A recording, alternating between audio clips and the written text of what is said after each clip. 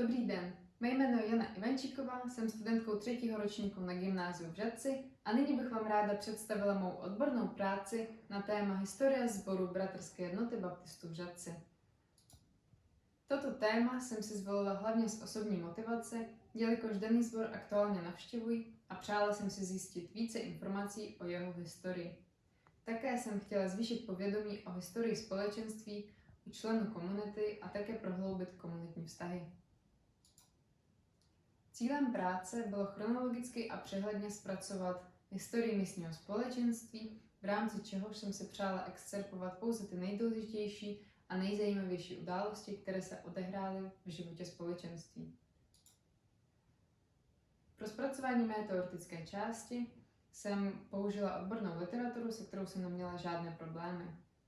Na začátku teoretické části jsem vysvětlila základní pojmy, v rámci čehož jsem stručně popsala vznik baptistického hnutí, jak na území Čech, tak i celosvětově. Jelikož baptistický sbor v Žatci patří do organizace Bratrská jednota baptistů, bylo nutné vysvětlit, co tato organizace znamená. Také jsem popsala organizační strukturu Bratrské jednoty baptistů v České republice a jednotlivých baptistických sborů v Čechách. Poslední, avšak neméně důležitou kapitolou mé teoretické části byl stručný popis historie volyňských Čechů a reemigrantů ze svaté Heleny. Tyto dvě skupiny výrazně ovlivnily dějiny žateckých baptistů. Sborové kroniky byly primárním pramenem pro zpracování mé praktické části. A jelikož kronikář tyto kroniky rozdělil do 2 časových úseků, tak má praktická část se dělí do 2 bloků. A to konkrétně první blok od roku 1947 do roku 2005 a druhý blok od roku 2005 do roku 2023. Na začátku obou bloků bylo chronologické zpracování historie společenství v podobě strukturovaného textu. První blok obsahuje 2 rozhovory. První rozhovor byl veden s pamětnicí historie žateckého společenství, která vzpomínala na příchod její rodiny z Volyně do Žatce. Druhý rozhovor byl veden s aktuální členkou místního společenství, která vyprávěla o tom, jak remigranti ze svaté Heleny přišli do žateckého baptistického sboru. Druhý blok praktické části byl obohacen o rozhovor s aktuálním kazatelem místního společenství. Všechny tyto 3 rozhovory měly za úkol prohloubit informace o daných událostech, o kterých se jednalo v rozhovorech. Poslední kapitolou mé praktické části bylo zpracování a tvorba časové osy, kterou nyní můžete vidět. Tato časová osa byla vyčištěna a poskytnuta všem zájemcům během nedělních bohoslužeb ve shromáždění v Žatci.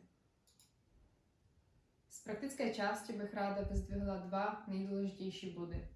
Jako první bych ráda zdůraznila, jak klíčovou roli reemigranti hráli v dějinách žateckých baptistů.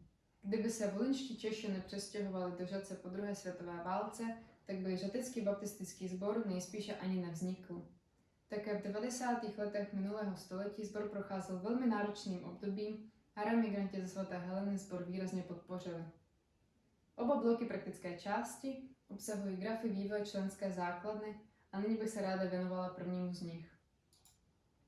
Tento graf mi přišel velmi zajímavý svým výrazným poklesem a nárůstem počtu členů v daném období. Po analýze kronik jsem přišla na to, že to bylo způsobeno buď odpojením nebo připojením stanic ke sboru v Žatci a také uvězněním kazatele Vladislava Mareše v roce 1952, což způsobilo to, že několik rodin se stěhovalo ze Žatce pryč.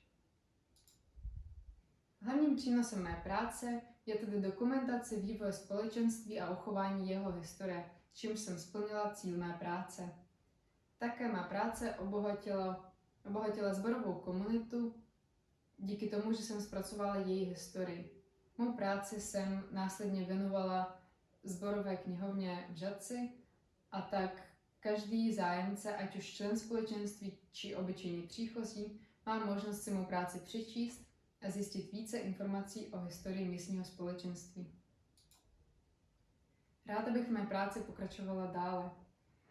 Chtěla bych se zaměřit na příběhy rodin z Volyně, kteří se přestěhovali do Žatce mezi prvními a založili žatecký baptistický sbor.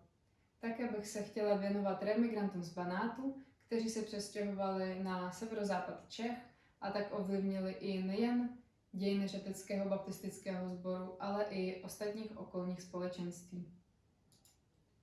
Moc děkuji za pozornost.